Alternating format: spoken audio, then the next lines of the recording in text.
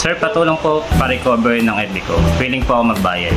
Nanakaw kasi CP ko, andun yung SIM number ko pang-verify para mabuksan FB ko. Paano na kaya gagawin ko? Okay. Kaya lang gawin mo, boss, para hindi ka na magbayad sa mag-recover ng inyong Facebook account. Ang gawin mo na lang po ay try nyo pong i-open yung inyong mga Google account.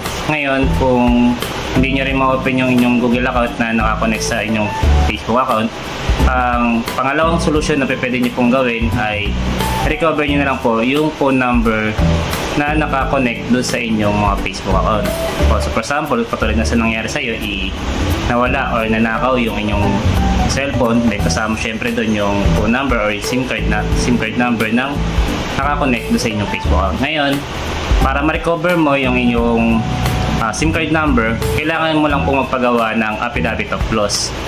Tapos, pumunta lang po kayo sa customer service ng inyong network provider. Either kung Smart man yan, Globe, or Tito SIM man yan. So, pumunta lang po kayo doon. Tapos, magpe-present din po kayo ng ID. Tapos, papakita nyo rin po doon yung affidavit of loss na nagsasabi na nawala po talaga or nanakaw yung inyong cellphone kasama yung inyong SIM card. So, sa ganun pala mga boss, kapag ma-recover mo na yung iyong phone number, ay pwede nang maka-receive or pwede mo nang ma-receive yung OTP or authentication code para ma-open mo yung iyong Facebook account. So, yun ang mga boss. Sana ay nagkaroon kayo ng idea sa video na ginawa ko. At kung nagustuhan nyo naman ito, isang thumbs up lang at thank you comment. I'm Sen ako. Maraming salamat sa inyo mga boss.